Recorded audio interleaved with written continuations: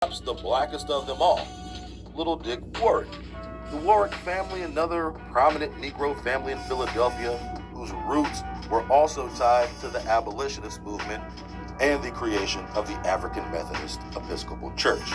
As a result of their relationships and roles in abolitionist reformation, which included the Christianizing of blacks through the Methodist Church, this small Negro contingent out of Philadelphia was considered the Black American aristocracy.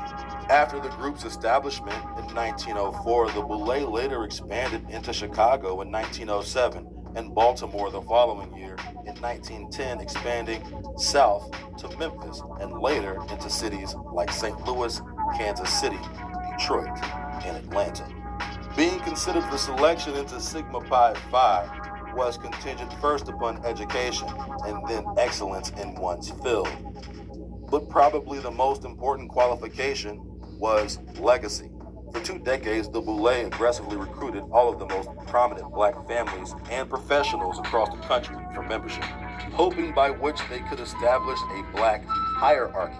Over time, the membership became less of an excellent-based requirement and more of a legacy-based, which caused concerns that the standards for membership of inherited status wouldn't retain the quality of its founders, whom were considered by the elite as the most excellent of men. Yet, to be fair, all of the founding members of the Boulay had also inherited legacy status through societies founded prior to the Boulay, such as the Ugly Club in New York and the Free African Society in Philadelphia.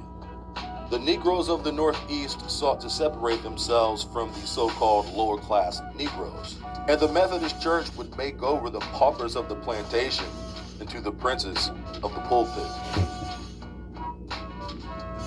2 of these princes of the pew were Richard Allen, founder of the African Methodist Episcopal Church, and Absalom Jones. Both of these men were born into slavery and Christianized by their Methodist overseers for the purposes of evangelizing slaves.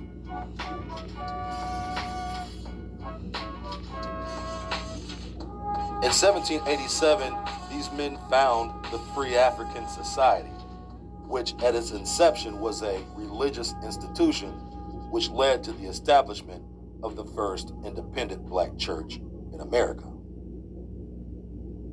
Independent. Richard Allen was born a slave on the plantation of prominent Philadelphia politician and Supreme Court Judge Benjamin Chew, who also had been a close personal friend of George Washington. Richard Allen was eventually sold to Stokley Sturgis, a white Methodist abolitionist, and while under the thumb of Sturgis, Richard Allen became a Methodist and began spreading gospel to the enslaved blacks. Eventually, Allen became a preacher at St. George's Episcopal in Philadelphia, a predominantly white church, but his services were restricted to sunrise sermons. This was around the time he and Absalom Jones founded the Free African Society, although he nor Jones were born free or African. At the root of their Christianization was slavery, and at the root of their slavery were men teaching them religion. But what was at the root of the men teaching them religion?